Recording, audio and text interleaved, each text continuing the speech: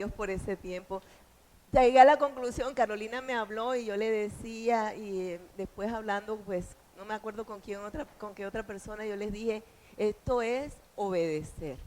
Cuando se obedece a Dios, Dios inmediatamente responde porque responde. Fue un tiempo muy bonito, de verdad que le doy muchísimas gracias a Dios, que entre otras cosas ni el hermano Eugenio, ni la hermana Kelly, ni mi persona esperábamos tantas personas, porque yo pensaba hacer mi reunioncita con mi gente, ¿no?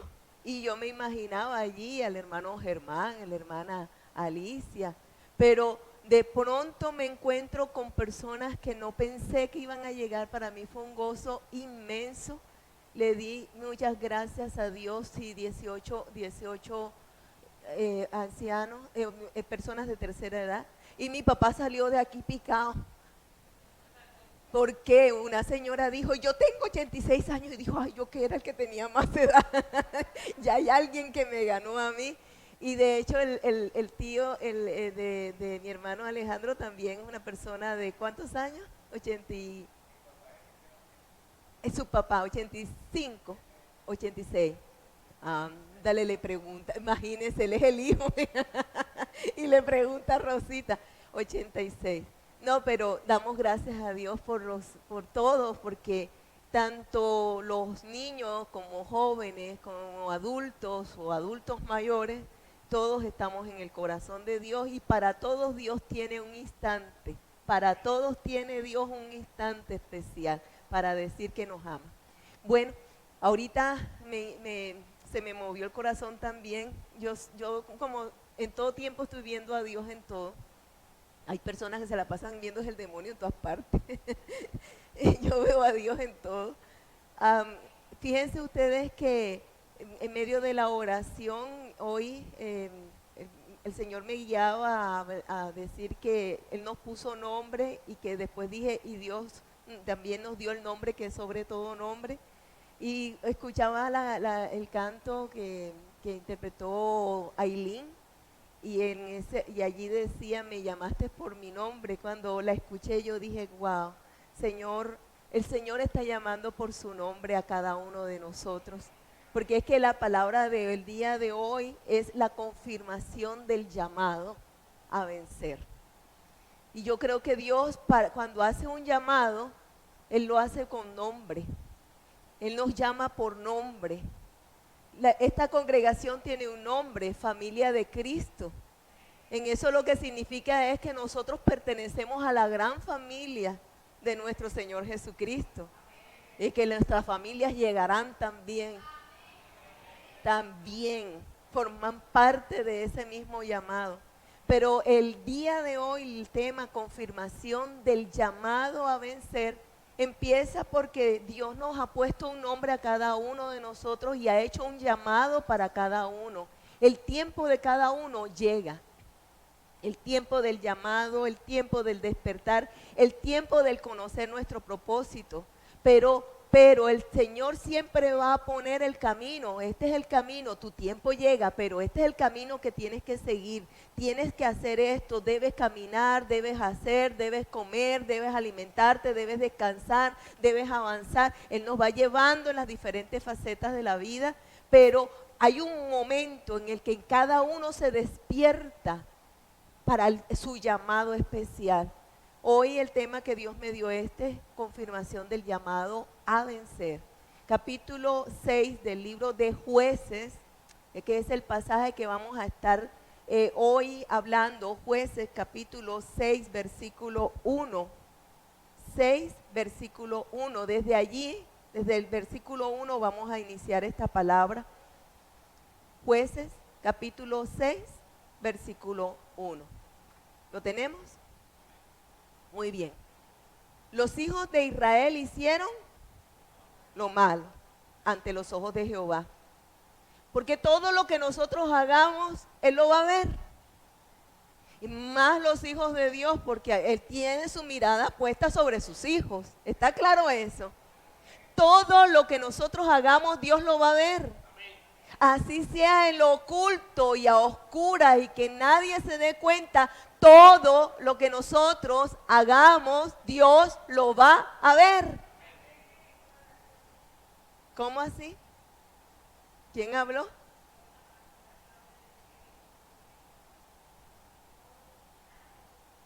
Bendito sea Dios. La pastora Claudia no sabía lo que yo iba a predicar y yo no sabía que la pastora Claudia había orado de esa manera. Yo quiero decirles, es que todo el tiempo Dios a nosotros nos está confirmando la palabra. Hay una unidad y la unidad existe es porque es el mismo Espíritu Santo quien nos está hablando en todo tiempo. En alguna ocasión me acuerdo que yo dije, presten atención a la alabanza, presten a oración. Yo le presto atención a la oración, a la alabanza. Como les digo, yo veo a Dios en todo. De verdad, y como estoy atenta a lo que Él habla, yo estoy pendiente de todo, estoy observando, estoy bien atenta, siempre atenta, porque en cualquier momento Dios me va a hablar. Los hijos de Israel hicieron lo malo ante los ojos de Jehová, entonces yo me detengo y les digo, Dios va a ver todo. Y hay algo que la palabra de Dios a nosotros nos enseña que hagamos y que los demás no lo vean. Hay dos cosas. Uno, hay una oración que es en privado, hay oración que también es en público porque el mismo Señor mandó a orar 2 o 3 puestos de acuerdo, la iglesia puesta de acuerdo, ¿verdad? Pero hay oraciones que son, cierro la puerta y me meto en su presencia y no tengo por qué decírselo a los demás. Pero hay otra cosa, lo bueno que uno haga con otra persona, si yo lo digo, ya mi premio llegó.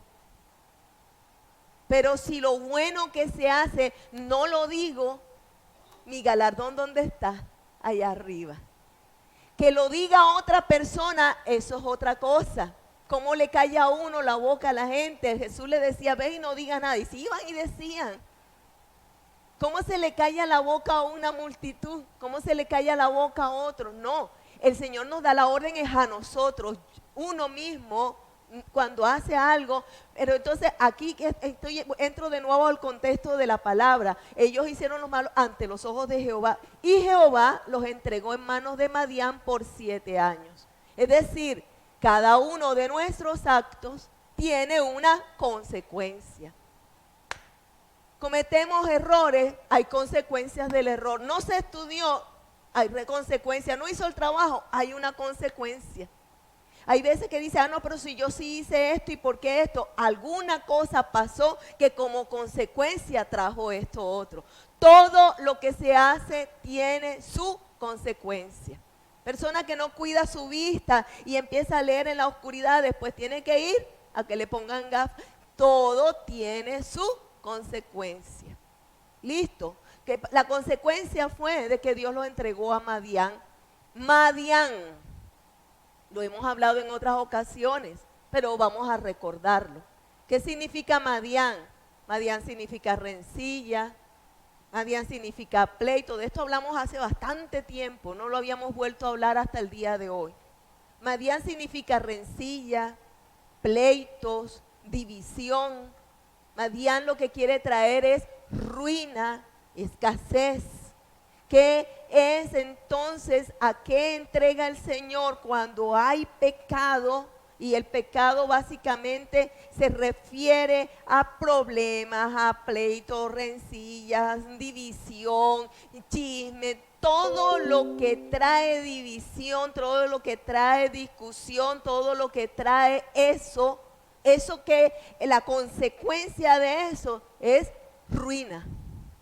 Y básicamente es algo espiritual. Cuando la persona no está bien delante de Dios, entonces de él no va a salir lo bueno que es amor, sino que va a salir pleitos, discusiones, problemas, chismes, divisiones, comentarios, murmuraciones, porque no está bien en su corazón. Cuando estamos pegados al Señor, amados hermanos, no sale ese tipo de cosas de nosotros porque no está en el corazón de un hijo de Dios el estar poniendo división, ni pleitos, ni problemas, ni chismes, ni nada de estas cosas. ¿Estamos claros hasta allí? Muy bien, pero entonces esto trae ruina. Amados, si algo arruina la vida de una persona, imagínense ustedes sentarse a una mesa y empezar a comer y ya el problema y la discusión y la cuestión y el pleito y el grito, o sea, ni comiendo hay tranquilidad. Eso trae ruina, eso trae escasez y eso arruina un hogar, no solamente en lo económico, sino que también arruina lo bueno que hay. El amor se va mermando, se va arruinando una historia de amor. Se va a pique toda una unidad familiar. ¿Por causa de qué? Que puede traer ruina en una casa, que puede traer ruina en una ciudad. En una ciudad, mientras están peleando unos una cosa, la división en el mismo gobierno, cuando el gobierno se divide, las cosas no se dan. Porque unos quieren una cosa y otros quieren otra. Y mientras uno está peleando, los otros están dañando lo que el otro está haciendo porque quiere quedar bien. En una empresa es igual. En una empresa cuando hay división, hay personas, déjenme decirles esto, hay empresas, hay negocios donde hay personas que no están en la misma visión y en el mismo objetivo y empiezan por debajito, empiezan a molestar, hablan del jefe, hablan de esto, mira lo que me hizo, mira lo que aquello, se trabaja de mala gana, ya no se hacen las cosas bien, simplemente se hacen las cosas por hacerse.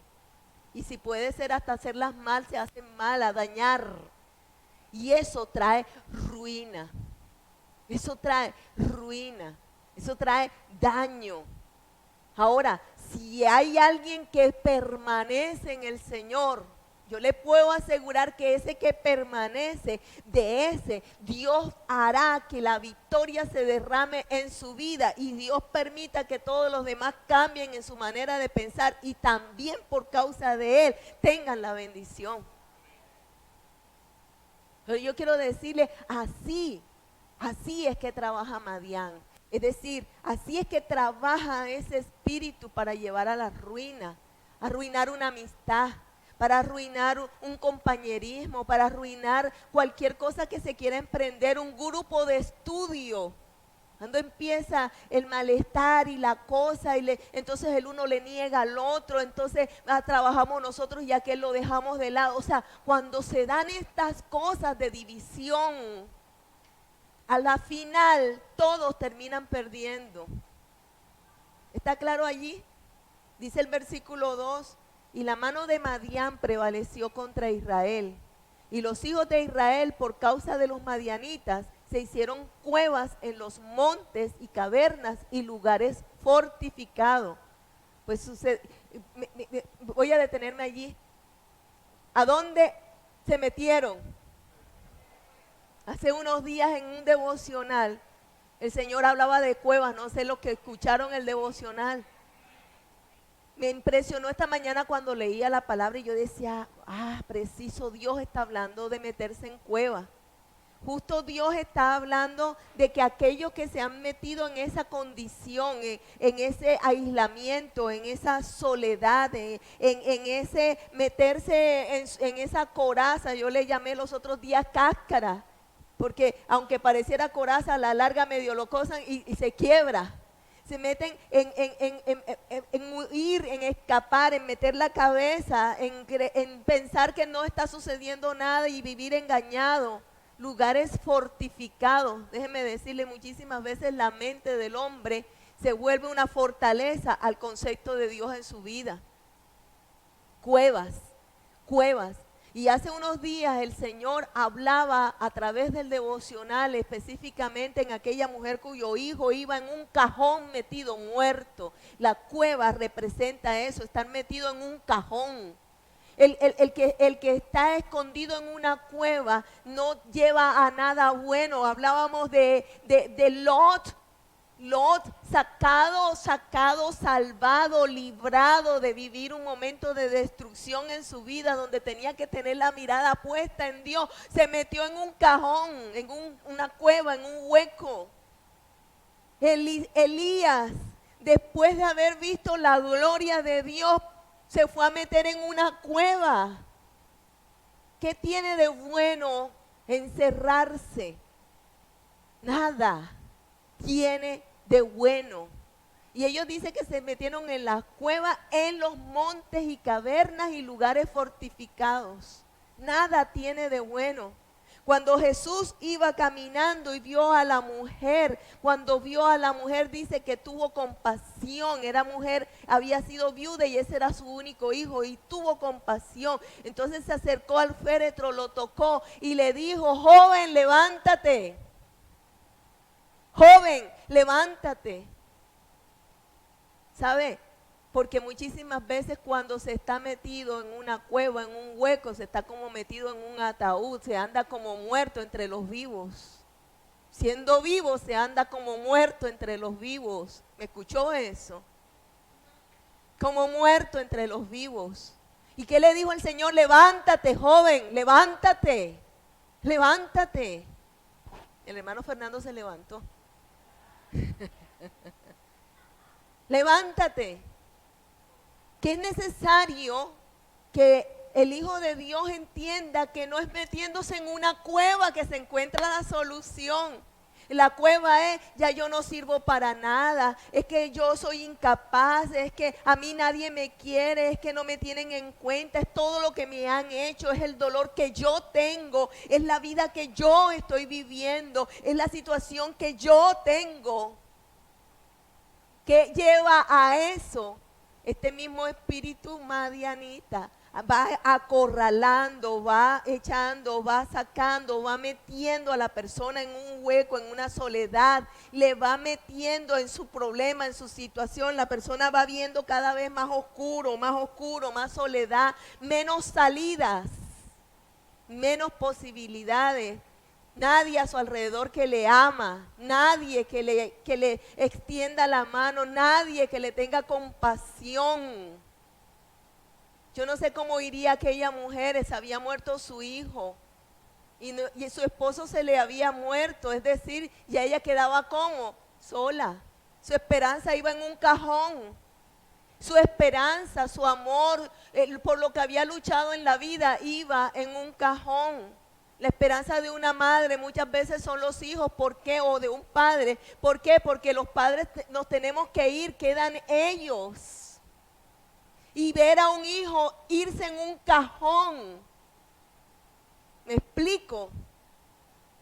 El dolor de una madre viendo a un hijo irse en un cajón.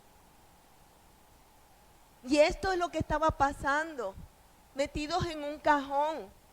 Pues entonces dice allí, pues sucedía que cuando Israel había sembrado, subían madianitas y amalecitas y los hijos del oriente contra ellos, subían y los atacaban. Y acampando contra ellos destruían los frutos de la tierra hasta llegar a Gaza. Y no dejaban que comer en Israel ni ovejas, ni bueyes, ni asnos. Porque subían ellos y sus ganados y venían con sus tiendas en grande multitud como langostas. Ellos y sus camellos eran innumerables que venían a la tierra para devastarla. ¿Usted está viendo esto?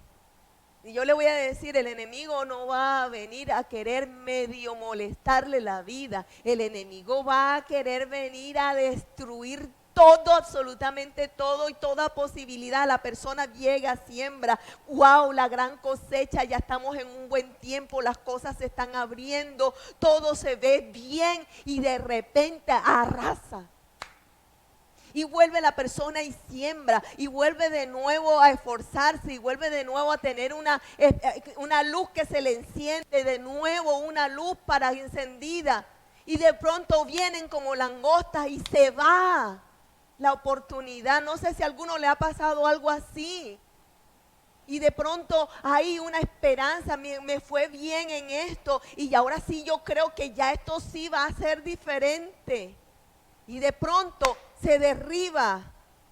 Pero ya saben una cosa, ahí dice que ellos llegaban y destruían hasta llegar a Gaza. ¿Sabe Gaza qué significa? Fortaleza. Destruye hasta la fortaleza que puede haber en un hijo de Dios, si el Hijo de Dios se lo permite. ¿Sabe cuál es la fortaleza en el Hijo de Dios? ¿Cuál es? ¿Qué es lo que nos da fuerza a nosotros? Gozo. El gozo de Dios es nuestra fortaleza. El gozo, el gozo. Si se quita el gozo, ¿cuál alabanza? La alabanza es el gozo, la alabanza, el gozo se merma en la vida de la persona. Y ahí dice que llegaba hasta eso. Es decir, sí, pero si trabaja, se esfuerza, ¿quién va a estar contento si las cosas no se dan? Sería la pregunta o el comentario que cualquiera pudiera decir. Vean, yo les voy a decir una cosa. Sí se puede estar en gozo en medio de una situación difícil. Sí se puede. Lo he vivido. Por eso les digo, sí se puede. Sí se puede, cuando ya pareciera que uno está destruido, sí se puede tener gozo, sí se puede tener gozo, pero ¿cómo? Simplemente no quitando la mirada de Dios. No quitando la mirada de Dios, pueden decir, pueden hacer, puede pasar. Y de pronto aquí en el corazón uno mismo dice, oye, pero es que yo como que, yo no sé qué me pasa, yo como que no pienso, no siento qué. No, claro que sí, es que la fortaleza viene de Dios y sobrepasa sentimiento y sobrepasa lo que nuestros ojos están viendo. Es que fe es la certeza de lo que no veo. Pero no, ellos venían y destruían y destruían. Y de este modo, dice el versículo 6, de este modo empobrecía Israel en gran manera por causa de Madián. Y los hijos de Israel clamaron a Jehová. Ya no buscaron más semillas, ya no sembraron más, ya no pusieron a los animales a que se multiplicaran. Ya no estaban trabajando en sus fuerzas. Ahí se detuvieron a hacer algo, no las ideas geniales que se les ocurría, sino que dice allí, cuando todo empeoraba, los hijos de Israel clamaron a Jehová. El clamor de uno, creo yo, que puede hacer cambiar toda una historia. Yo recuerdo mucho a Agar. Agar para mí es impresionante. Ella sale con agua, con comida, con todo, pero en el camino se quedó sin agua. Y cuando vio que ya se iban a morir, puso al hijo lejos porque ella no quería ver a su hijo morir, pero lo entregó. Pero el hijo sí clamó.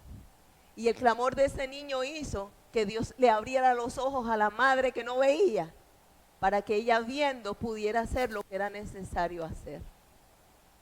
¿Están escuchando ustedes eso? Así que el clamor de un niño, aunque pareciera que no, puede hacer la diferencia en una casa, puede hacer la diferencia en un lugar, puede cambiar toda una historia. Ahora digo, si el clamor de un niño es escuchado, puede ser escuchado la voz de todo aquel que se ha llamado hijo de Dios. Y ahí dice, y los hijos clamaron. ¿Sabe qué habla eso? Habla de unidad. Qué bueno que el esposo y la esposa estén juntos clamando a Dios. Qué bueno que es unirse, no dividirse. Es que aquí hay un paso diferente a lo que Madián pone. Madián pone división. Y aquí lo que hubo fue unirse, porque se unieron para clamar.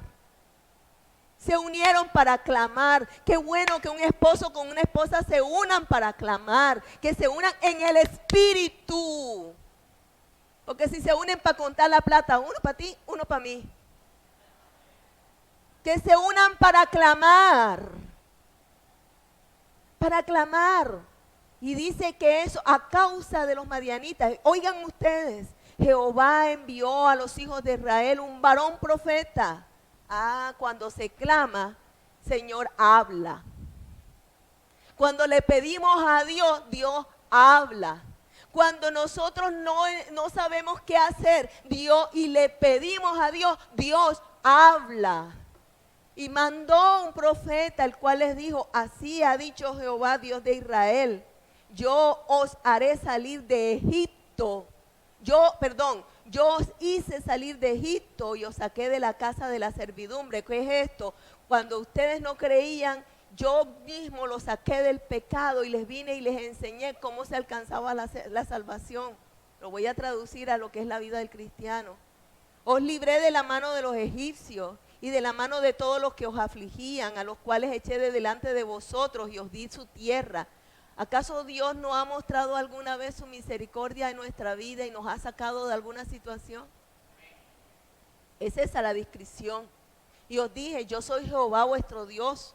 No temáis de los dioses de los amorreos. Dioses de los amorreos, no temáis. En cuya tierra habitáis, pero no habéis obedecido mi voz. ¿Qué es no temerle a los amorreos? Significa muchas cosas.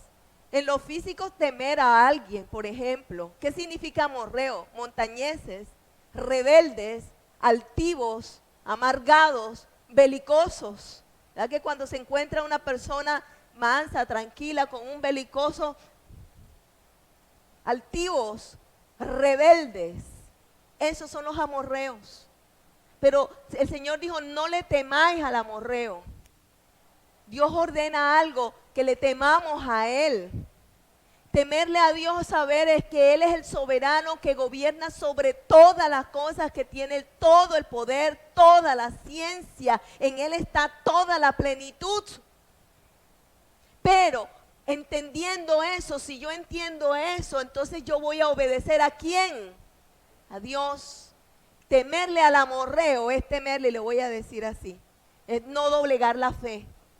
Es tener temor de la falta de dinero.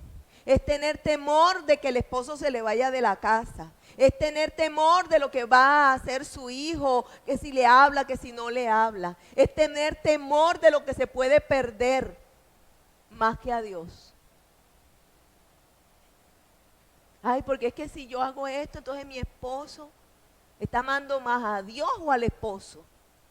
Es que si yo hago esto y aquello y el dinero, está amando más o está teniéndole más temor a perder el dinero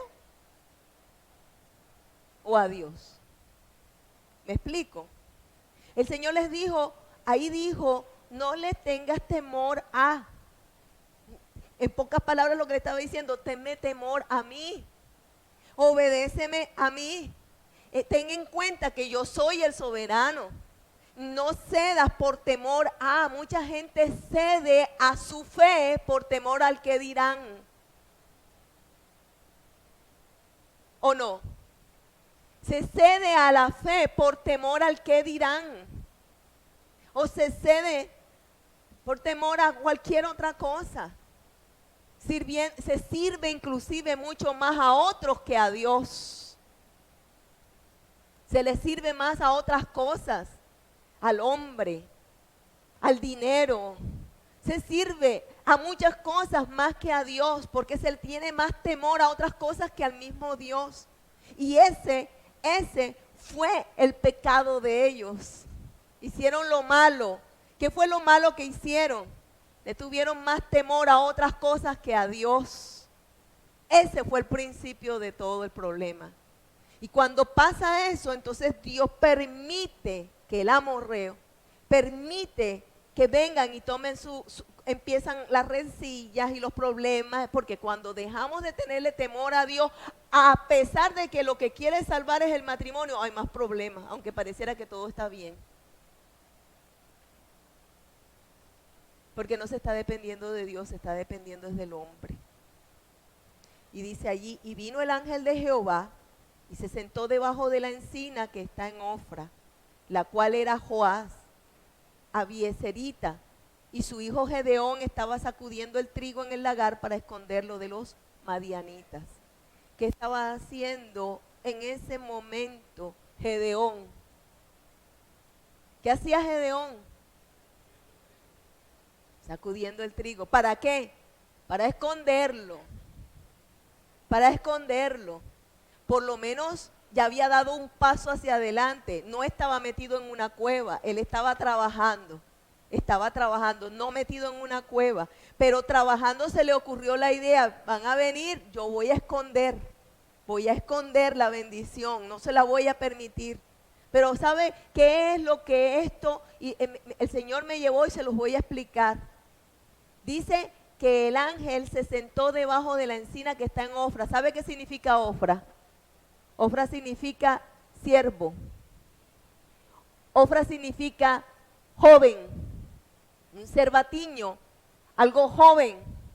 Para mí estar sentado en Ofra significa estar sentado en una mentalidad joven, en una mentalidad de sí puedo, en una mentalidad de sirvo a Dios como a Dios le agrada. La mente de una persona que tiene visión es la mente de aquel que alcanza la victoria. El Señor necesitó de dos espías que tuvieran una mente joven, y esos fueron Josué y Caleb, porque ambos tenían una mentalidad, una nueva mentalidad, no la mentalidad de hombre, la vieja mentalidad, sino la mentalidad del joven que sí cree. No sé si me supe explicar, amén. ¿Sí o no?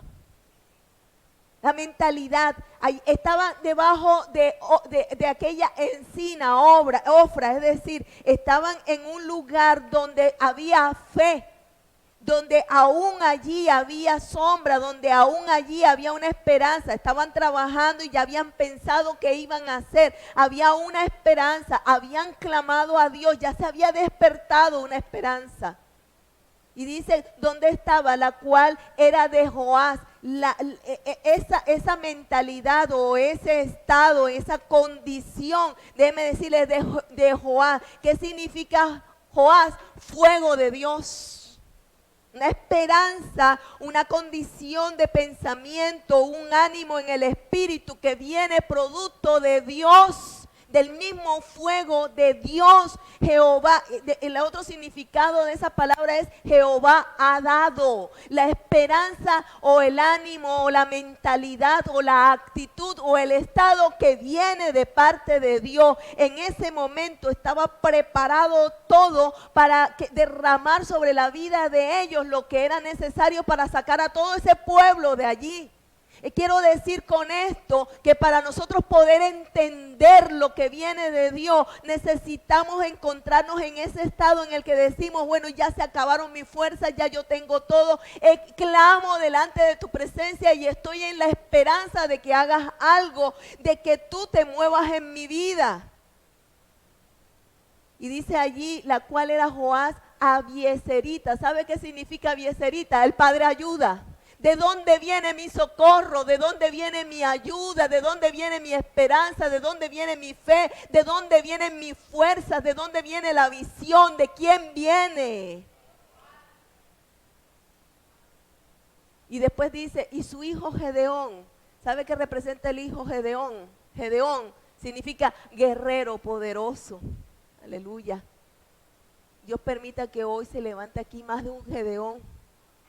Porque yo creo que Dios está haciendo un llamado a aquellos que puedan creer, a aquellos que puedan entrar en ese estado de fe, para que se despierte el fuego de Dios en sus corazones, en el clamor verdadero de un hijo que se sienta bajo la sombra del Omnipotente, sabiendo que de Dios viene la ayuda.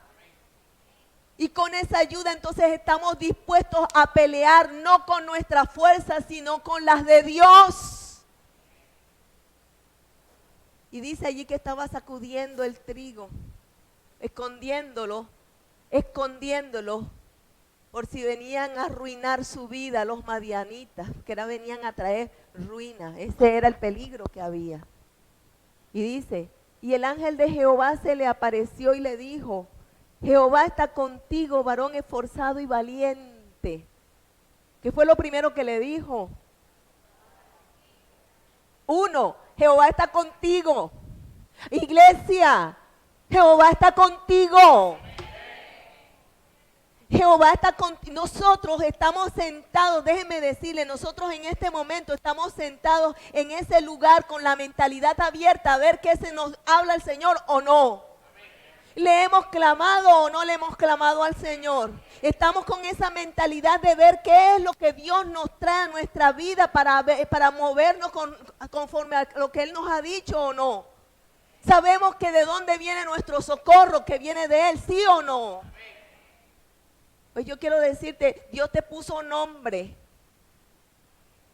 Dios te puso nombre. Y el nombre que le dio a Gedeón es ese nombre en el cual estuvo el poder de nuestro Señor Jesucristo, el poder del Espíritu Santo. El poder estuvo en el nombre que nos dio. Déjenme decirle, todos nosotros tenemos el nombre de Jesucristo, somos cristianos. Tenemos a Cristo en nuestro corazón.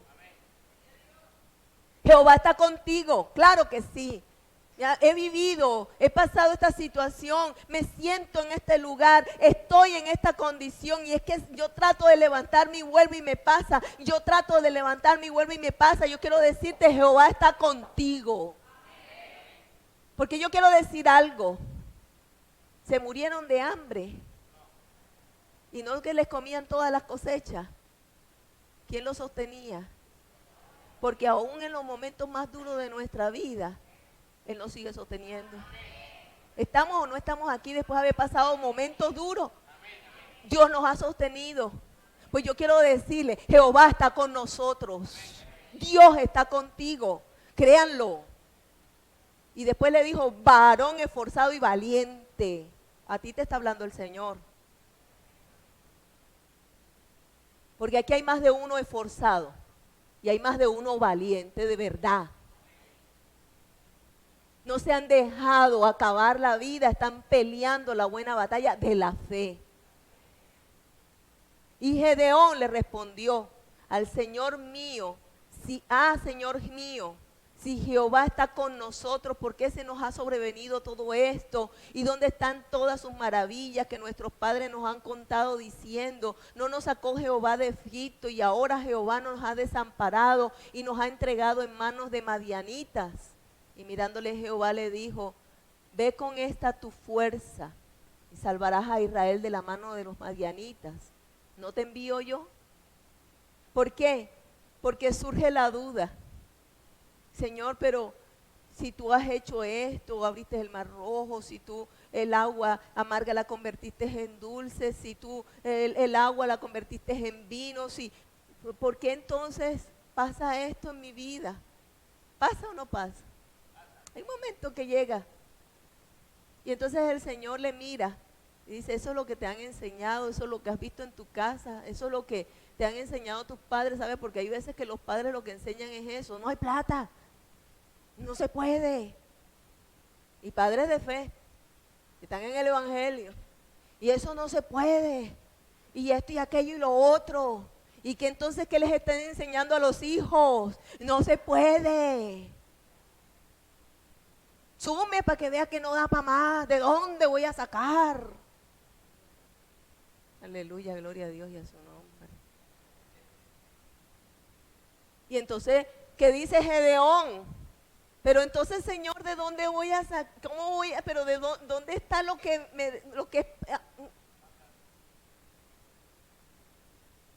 los cables cruzados? Creo, no creo, sí creo, no creo, pero yo escucho esto, pero yo veo vivir esto otro. Yo escucho esto, pero yo veo vivir otra cosa. ¿Cuál? Vivir la fe. Ahora yo quiero hacer una exhortación a los papás. Yo quiero hacer una exhortación, porque queremos que los hijos vivan la fe. Y usted la está viviendo. Porque queremos que los hijos sean diferentes. Y usted está viviendo la fe. Está caminando en fe. Está mostrando la actitud, las palabras de un hombre de fe. El comportamiento de un hombre de fe.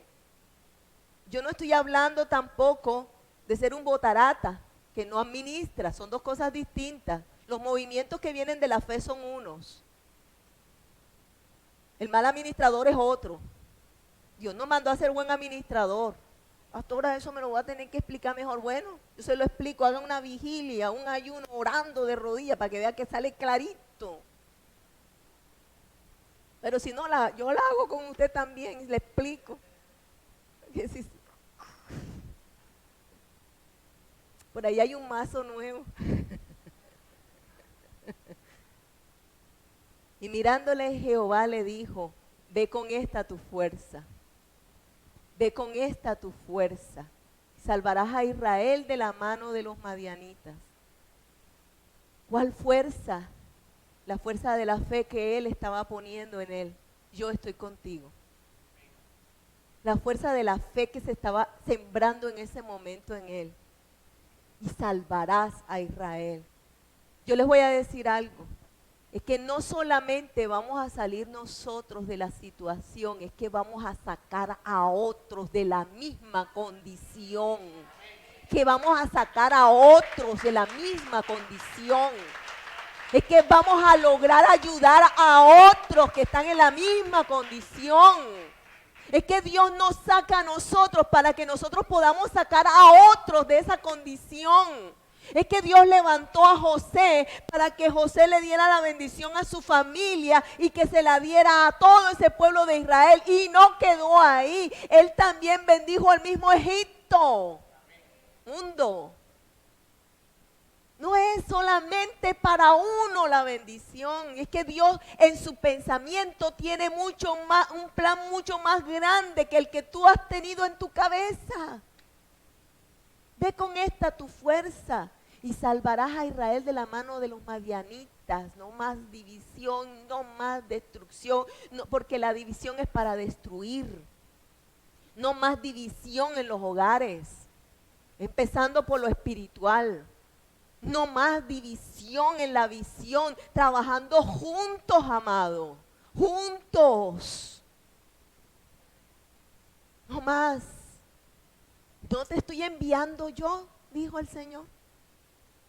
Amados, ese poder del Espíritu Santo derramado sobre la vida de Gedeón es el mismo poder que hoy está en medio de nosotros. Entonces le respondió al Señor mío con que salvaré a Israel.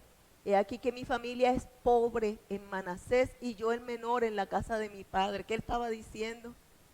Todavía no había entendido. ¿Será que muchas veces nosotros oímos la palabra y todavía no hemos entendido? Señor, yo de la casa de Manasés y el menor de la casa de Manasés, la familia pobre, es decir, ¿cómo voy a ayudar si no tengo ni con nosotros? Ahora voy a ayudar a otro. La mentalidad pobre de Gedeón. ¿De dónde viene una mentalidad pobre si no es de una enseñanza pobre? Si yo enseño mentalidad de pobreza, a quienes enseño mentalidad de pobreza van a tener mentalidad de pobreza. Si en cambio se les enseña una mentalidad de valentía, van a poder levantarse en el momento correcto, se van a parar como valientes porque van a ver, porque han tenido la escuela de la valentía, porque se ha tenido una escuela de esfuerzo. La escuela de esfuerzo es no, yo hago todo y tú nada más me miras. La escuela del esfuerzo se pone al otro a trabajar. ¿Qué estaba haciendo Gedeón si no era que estaba trabajando? Para explicar bien este concepto. Porque no es solo que me miren a mí trabajando, es que trabajen junto con uno, bajo la misma visión. Y cuando se les hace parte de la visión y se les enseña a ser esforzados y valientes, entonces es que se siembra bien. Gedeón estaba trabajando también. ¿Y qué decía allí? Yo el menor, con todo y eso, yo el menor de mi padre, de la casa de mi padre. ¿No era el menor de la casa de su padre David también? ¿Y no fue levantado rey? Jehová le dijo, ciertamente yo estaré contigo y derrotarás a los madianitas como a un solo hombre. Y él le respondió, yo te ruego que si he hallado gracia delante de ti, me des señal de que tú has hablado conmigo. Óigame todavía más. Y yo creo que después, de pronto, de más de uno de nosotros, sí, ahí va de la mano, hermano Eugenio, con Moisés. Yo creo, amados hermanos, que nosotros decimos, ese Gedeón, sí, pues. ¿Ah? Pero ¿no será que en nosotros hay algo de Gedeón también? Te ruego que no te vayas de aquí hasta que vuelva a ti y saque mi... Es lo que sigue, te dice. te ruego que no te vayas de aquí hasta que vuelva a ti, saque mi ofrenda y la ponga delante de ti. Y él les respondió, yo esperaré hasta que vuelva. Está bien, ve por tu ofrenda. Y se fue Gedeón por la ofrenda. Y entrando Gedeón preparó un cabrito. Las ofrendas antes eran en especie, ¿no? Y entrando Gedeón preparó un cabrito y panes sin levadura de un efa de harina, y puso carne en un canastillo y el caldo en una olla, y sacándose lo presentó debajo de aquella encina. ¿Dónde estaban? ¿Ustedes se acuerdan? La encina de Ofre. Entonces el ángel de Dios le dijo, toma la carne y los panes sin levadura y ponlos en esta peña. Miren que hay que leer también con entendimiento. ¿Dónde tenía que colocar todo aquello? ¿Dónde? Vierte el caldo, y él lo hizo así. ¿A quién hay que presentarle las ofrendas? ¿Quién es la peña? Cristo. Cristo. Y extendiendo el ángel de Jehová el báculo que tenía en su mano, tocó con la punta la carne, los panes y levaduras, y subió fuego de la peña. De la peña ha salido agua, pero en este momento no salió agua, en este momento salió fuego. ¿Se acuerdan cuando hablamos dónde estaba Gedeón? Gedeón estaba en la encina, y entonces estábamos hablando, estaba en un lugar y en un momento donde venía ¿qué? El fuego de ¿quién? De Dios. ¿Se acuerdan? ¿De dónde viene nuestra ayuda? De Dios. De Dios.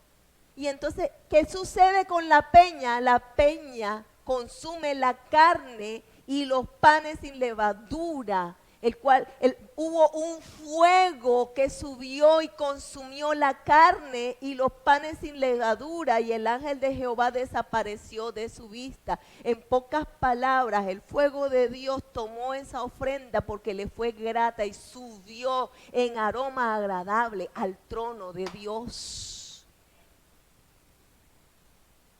Cuando una ofrenda le es agradable a Dios, cuando se le presenta a Cristo, cuando surge del corazón, cuando es sencillamente un pensamiento que surgió del corazón. ¿Y a quién se le presenta? A Cristo. Y el que hace que esa ofrenda cobre vida es Cristo. Viendo entonces Gedeón, que era el ángel de Jehová, dijo, Señor, porque cuando vio aquel momento, ahora yo les pregunto a ustedes, más de uno de ustedes dice, si hubiera habido una zarza ardiendo que no se consumía y ustedes le habla a Dios y yo soy, ahí nadie duda, ¿verdad? Le pasó a Moisés y dudó. Ahora les pregunto, ¿le habló el ángel a Gedeón? ¿Dudó? Sí. Y volvió y dudó. Y ahora, mire lo que dice allí, y edificó allí altar a Jehová y lo llamó Jehová Salón, el cual permanece hasta hoy en Ofra, para que vayan a visitarlo. Hizo altar. Y aconteció que la misma noche le dijo Jehová, toma un toro. ¿Qué significa el toro? Fuerza. Toma un toro del hato de tu padre, el segundo toro de 7 años, y derriba el altar de Baal que tu padre tiene, y corta también la imagen de acera que está junto a él. Pocas palabras, amados hermanos, aquí está hablando de que después de que se hace altar a Dios, cuando le hacemos altar a Dios, empezamos a darnos cuenta qué es lo que nos tiene detenido. ¿Qué tenía detenido ese pueblo? Que todavía el padre tenía un ídolo. Tenía a alguien a que le tenía más temor que a Dios. Dios le decía una cosa, pero él hacía otra. Él sabía que tenía que hacer algo, pero hacía otra cosa. ¿Ustedes han visto alguna vez algún cristiano así? Que sabe qué es lo que tiene que hacer, pero no lo hace. Que sabe que tiene un llamamiento, pero no responde al llamamiento. Que le tiene temor al esposo o a la esposa más que a Dios. Bueno, ese es el meollo del asunto, y vuelve y surge. Y allí le dice, mira lo que había es que lo que pasa es que tu padre tiene un altar, al lado de él está ahí un altar. Y después le dice, pero también tienes que derribar la imagen de Acera. Es decir, por allí también hay algo. Acera representa lo sexual. También ahí hay algo. Hay algo que hay que romper. Y empieza a mostrar dónde estaba el detalle. Que era lo que había dado cabida a que viniera toda esa situación de división, de ruina, de destrucción que estaba cayendo sobre su vida. ¿Qué? Había idolatría. Había algo a lo que le tenían más temor que a Dios. ¿Quedó claro este concepto?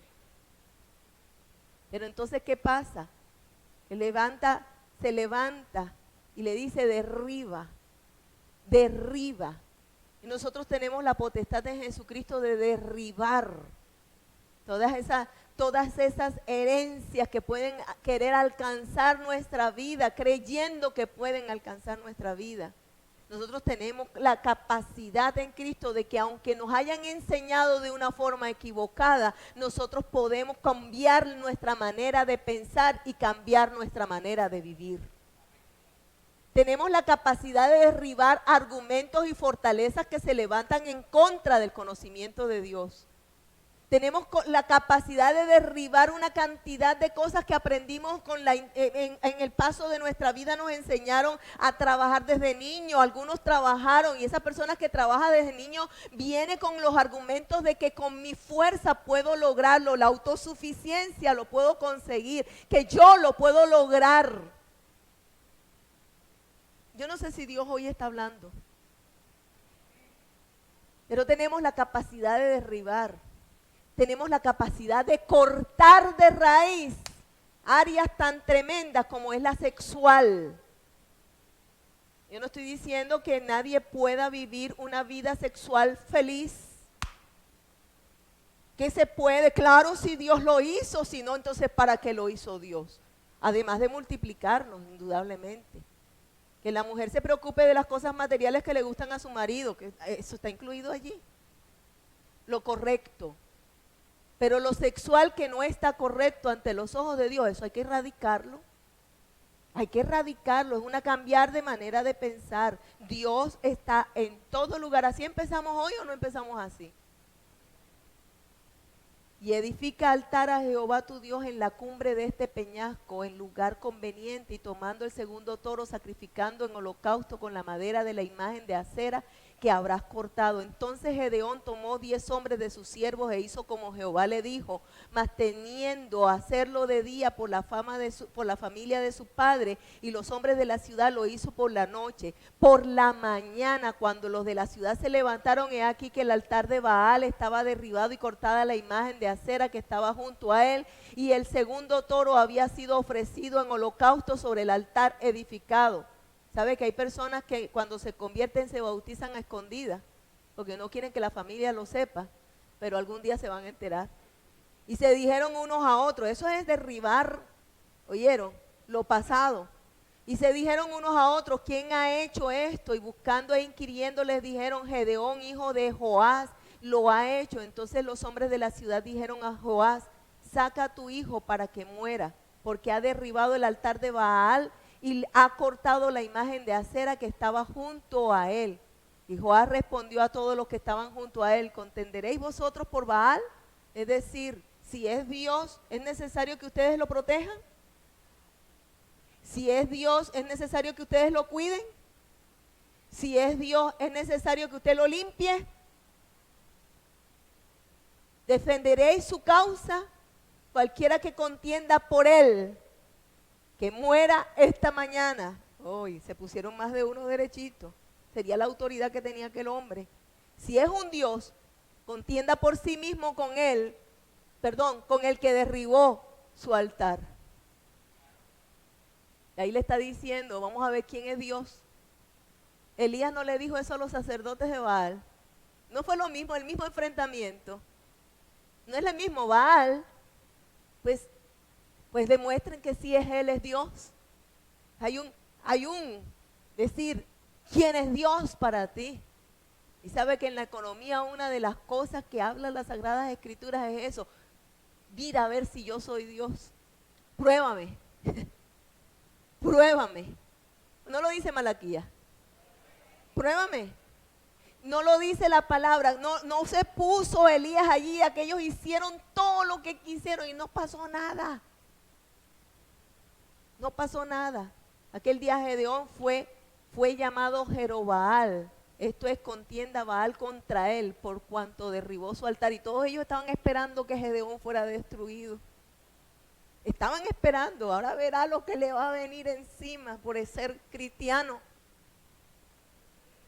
Ahora verán todo lo que sucede por ser cristiano. Pero todos los madianitas y amalecitas y los de oriente se juntaron a una y pasaron y acamparon en el valle de Jezreel. ¿Por qué me río? Porque el enemigo a veces cree que se puede meter en el terreno de Dios. Jezreel significa Dios siembra, la simiente de Dios. Y ellos creen que se pueden meter en la tierra del Señor. Pero sabe una cosa, la palabra de Dios dice enseguida. Entonces el Espíritu de Jehová vino sobre Gedeón y cuando éste tocó el cuerno de los abierecitas, que lo que significa es el Padre ayuda, se reunieron con él y envió mensajeros por Manasés, por todo Manasés, y ellos también se juntaron con él y envió mensajeros a Aser y a Zabulón y a Neftalí, los cuales salieron a encontrarles. ¿Quiere que les diga qué significa todo eso? Cuando él suena la trompeta, entonces mandó a enviar por ayuda. Mire la ayuda que le mandé al Señor. Abiarecita significa el Padre ayuda. Manasés significa los que han olvidado su pasado y van tras el supremo llamamiento en Cristo Jesús, los que supieron perdonar, los que dejaron atrás el pasado. Entonces dice, se juntaron los de Aser, los que tienen gozo, los que tienen fortaleza, los que dejaron el pasado atrás, los que saben que su ayuda viene de Dios. Se les añadió Zabulón, que representa casa, hogar. Entonces esto significa fortaleza, significa lo que somos uno en Cristo. Entonces se juntaron los que tienen la misma fe, los que creen en el Señor, saben que viene de Él la solución, que olvidaron el pasado y lo que quedó atrás, que tienen gozo en su corazón y que están unidos en la misma fe. Y dice, y les envió los de Neftalí, que lo que significa es mi lucha, es decir, todos unidos en la misma lucha, que es la lucha de Jesucristo, que si pelean contra nosotros, pelean contra Él. Los enemigos del Señor son nuestros enemigos y los nuestros son los de Él. ¿Qué le parece a usted? ¿Qué le parece a usted? Salieron a encontrarlo. Porque ¿sabe qué pasa? El Espíritu de Jehová lo que hace es que une. El Espíritu de Dios lo que hace es que une. Cuando usted ve a alguien que divide, ese no es de Dios.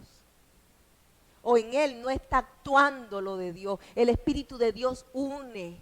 Y el Espíritu cuando une, produce olvido, sanidad, produce gozo, produce esa fuerza con la cual se ha de luchar. ¿Qué le dijo el Señor a Gedeón? Con esta tu fuerza pelearás. Y Gedeón dijo a Dios, si has de salvar a Israel por mí mismo, como has dicho, he aquí yo pondré un vellón de lana en la era, y si el rocío estuviera en el vellón, quedando seca toda la tierra, entonces entenderé que salvarás a Israel por mi mano, como les has dicho. Y aconteció que exprimió el vellón y sacó de él el rocío, y un tazón se llenó de agua. Siguió dudando después de que se consumió siguió dudando después de todo lo que pasó. Yo no sé si alguno de los que está aquí puede decir, hombre, ese Gedeón.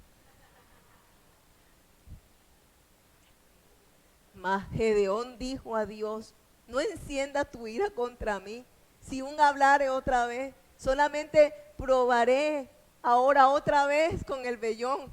Te ruego que el vellón se quede seco y el rocío entonces ahora sea en la tierra. Y aquella noche lo hizo así, solo el vellón quedó seco y en toda la tierra hubo rocío. Amado, yo creo que si nuestros hijos nos dijeran, ¿verdad, mami, que es así? Sí, mira esto y aquello. ¿Verdad, papi, que es así? Sí, mi hijo, esto y aquello. Y le muestra otra cosa y le muestra otra. Vaya a fregar la vida a otra parte. Usted vaya a molestar a otro lado. Qué paciencia la de Dios. Porque Gedeón era el mejorcito. Es que Gedeón era el mejorcito. ¿Cuántos sienten que Gedeón? Pero Gedeón era el mejorcito. Pero saben una cosa, cuando Dios tiene un propósito, su llamado permanece en su llamado a pesar de los momentos de rebeldía, de los momentos de tantas cosas que salen en el hombre, permanece el llamado. Y vuelve el Señor y habla, y vuelve el Señor y muestra, y vuelve el Señor, y sigue teniendo paciencia el Señor. Pero yo le voy a decir que tiene que llegar el momento en que el Hijo de Dios le diga, listo Señor, voy para eso. ¿Quién dice así? No es versículo Fabián, no. ¿Cómo así? Amado, llega un momento, pero Gedeón ya lo había hecho, ya había derribado, había pasado por pasos de libertad, ya había derribado maldiciones, ¿o no? Pero todavía seguía la duda en su corazón. Pero sabe, Dios tiene para nosotros la bendición. El Señor le dijo a él, ve con esta tu fuerza, ¿no te envío yo? Y después le dijo, yo estaré contigo y derrotarás a los madianitas como a un solo hombre. Y envió el Señor a Gedeón con un llamado especial. Ese día hubo un llamado. Y ese día al fin entendió Gedeón, con medio de todo ese proceso, al fin entendió Gedeón que Dios estaba con él. Y al fin decidió Gedeón caminar conforme a la obediencia a la palabra de Dios. Yo quiero decirles que Dios nos está llamando. ¿Para qué nos está llamando el Señor? ¿A qué nos está llamando Dios? Yo les voy a decir que a nosotros nos han querido destruir la vida. Y la razón de querer destruirle la vida a un cristiano y de no querer que nosotros avancemos es para que no alcancemos el propósito de Dios en nuestra vida. Yo te quiero decir, iglesia, en ti iglesia, en ti familia de Cristo hay un llamamiento.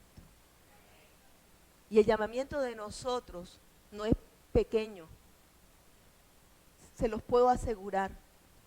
El llamamiento de nosotros no es pequeño. El llamamiento de nosotros es a vencer. Es a vencer. Individualmente hay historias. Individualmente les digo, Dios a usted los tiene para vencer. Por familia, por casa, por persona. Gedeón que tiene que vencer en su mismo interior. Porque Gedeón tenía que vencer en su propio interior. Pero también les quiero decir, como congregación, como ministerio, no como congregación, como ministerio, nosotros tenemos un llamado. Y ese llamado empieza con la oración. Cada vez que Dios a nosotros nos llama a ayuda y a intercesión, algo nuevo pone que hagamos. Y cuando nosotros hacemos eso, inmediatamente vemos el resultado. Inmediatamente vemos el resultado. Tenemos que tener un oído presto, atento a la voz de Dios para participar de esa voz de Dios. Y digo, como a un hombre. Y lo tremendo fue que él suena su trompeta y se le unió, y se le unió, y se le unió, y se le unió. Porque Dios mismo va a mandar quien nos ayude para sacar adelante lo que nosotros pensamos con nuestra propia fuerza. Solos no vamos a poder. Y se nos van a unir. Escuche lo que yo le estoy diciendo porque así va a pasar. Así va a pasar. Y se va a unir todo el que sea necesario en el camino. Lo que usted va a necesitar, eso va a acontecer. Porque es que Dios ha hecho un llamado. Porque cuando Dios hace un llamado, ya Dios tiene resuelto todo lo que va a hacer. Hemos tenido temor, amados hermanos, muchísimas veces, una y otra vez. Yo no sé si alguno pueda sentirse más grande que Moisés. O de pronto aquí alguno se pueda sentir más grande que Gedeón. Pero yo quiero decirles que Moisés y Gedeón son el vivo reflejo de temerosos. Josué, el vivo reflejo de uno que le temió a Dios, que Dios le decía, no desmayes, no, esfuérzate y sé valiente, esfuérzate y sé valiente, no temas y desmayes. Pero de los temerosos, débiles, de la pequeña tribu de Manasés, Dios escogió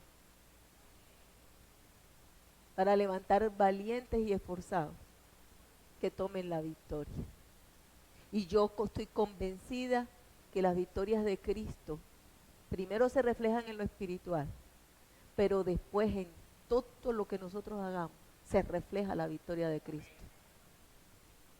Yo no sé cuántos de ustedes puedan creer y puedan pensar que Dios les puso nombre y los ha llamado por su nombre. Pero además de eso, Dios les puso un nombre que es sobre todo nombre, y a mí también. Nos dio el nombre de Jesucristo, con el cual nosotros podemos hollar serpientes y escorpiones. Serpientes y escorpiones.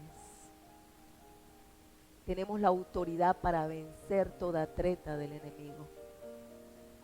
Y entonces ya podemos sembrar con libertad, porque ya no van a venir las langostas a querer devorar lo que nosotros sembramos, ni en lo espiritual, ni en lo material. Yo quisiera pedirles a ustedes que ahora cierren sus ojos. Meditamos en esta palabra. ¿De dónde viene nuestra ayuda?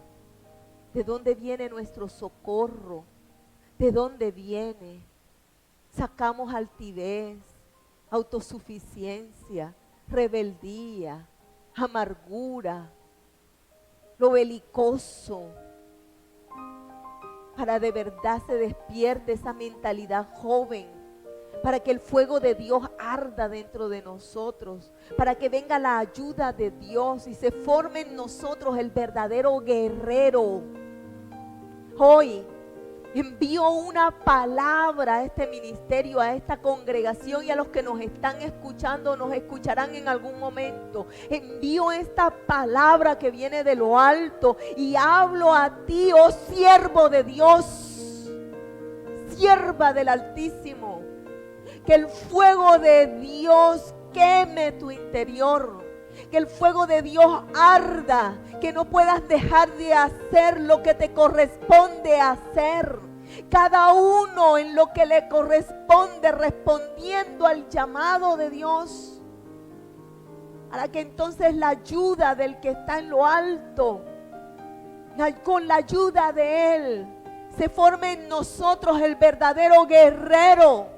Guerrero poderoso porque tenemos al mejor, a Jesucristo con nosotros. Guerrero poderoso porque es el poder del Espíritu Santo y no es el nuestro. Guerrero poderoso porque estamos sujetos al que verdaderamente es poderoso.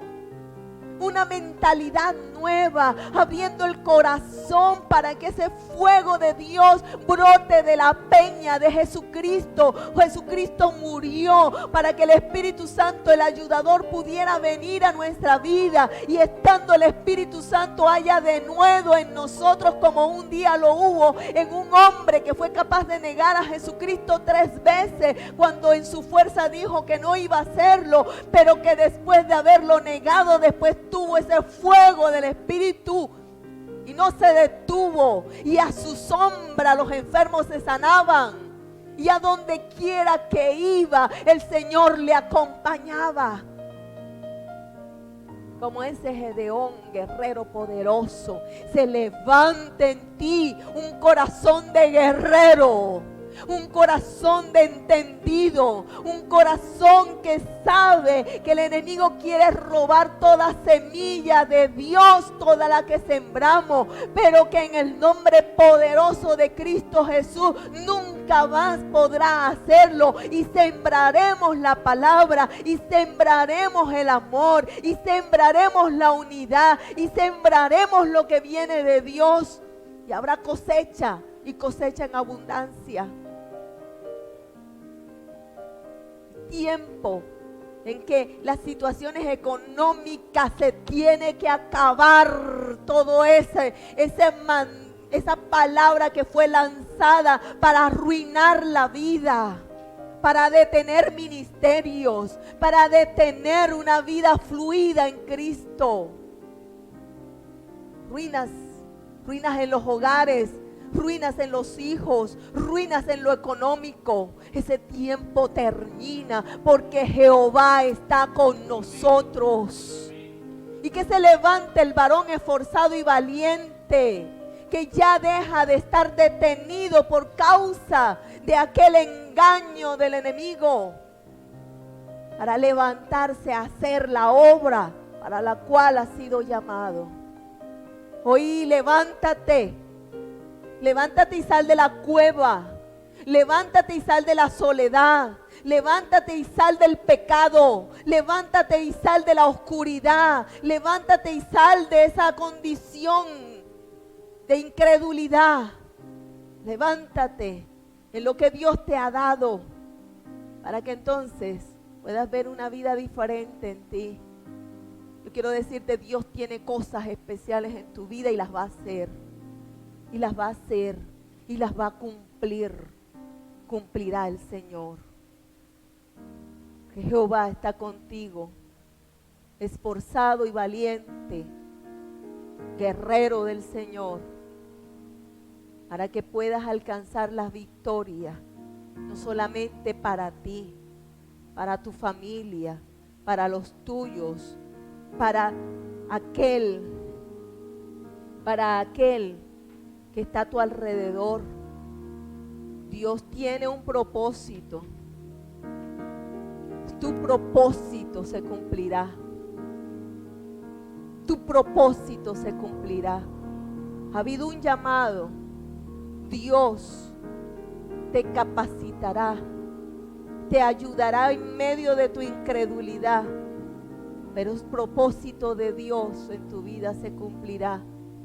Y no es solo para tu bienestar, es para el bienestar de los que estén contigo y aquellos que se encuentren en tu camino también. Esa es la finalidad de Él, la finalidad que tuvo Cristo, no solo de llegar a ser Rey de Reyes y Señor de Señores, sino de poder alcanzar la victoria para todo un pueblo, entre los cuales estamos nosotros. Gracias, Dios, por esta tu palabra. En ella encuentro seguridad de lo que vas a hacer. En ella nos afirmamos. Nuestro esfuerzo, nuestro sacrificio, que es sacrificio de amor, que es alabanza, que es presentar nuestro cuerpo en alabanza para ti.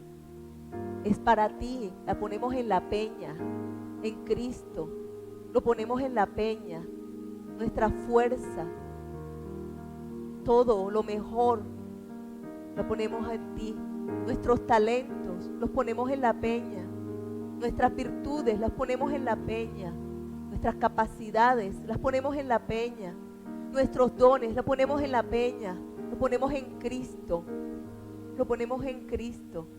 Para que en tu nombre, Señor, para que en tu nombre, Dios, podamos lograr lo que tú tienes para nosotros y se cumpla ese propósito. Y para que en tu nombre, Señor, también alcance la bendición a los nuestros y a todo aquel que tú nos pongas en el camino. En el nombre de Jesús, Dios, tu bendición arrope, Señor. Tu bendición arrope, Dios, a todos los que hoy están en este lugar. Tu bendición los alcance, Padre. Tu bendición, Señor, les alcance en el nombre de Jesús. Ninguno de ellos, oh Dios de la gloria, quede fuera de ese fuego de tu Santo Espíritu. Ninguno de ellos, Dios, hasta que se cumpla en el nombre de Jesús el propósito para el cual han sido llamados, oh Rey de la gloria, hasta que se cumpla el propósito en el nombre de Jesús al cual han sido llamados, Dios. En el nombre de Jesús, Señor nuestro, le damos gracias por los gedeones, por los guerreros, por los que creen. Gracias por los que tienen la visión, por los que se levantan, por los que responden, por los valientes.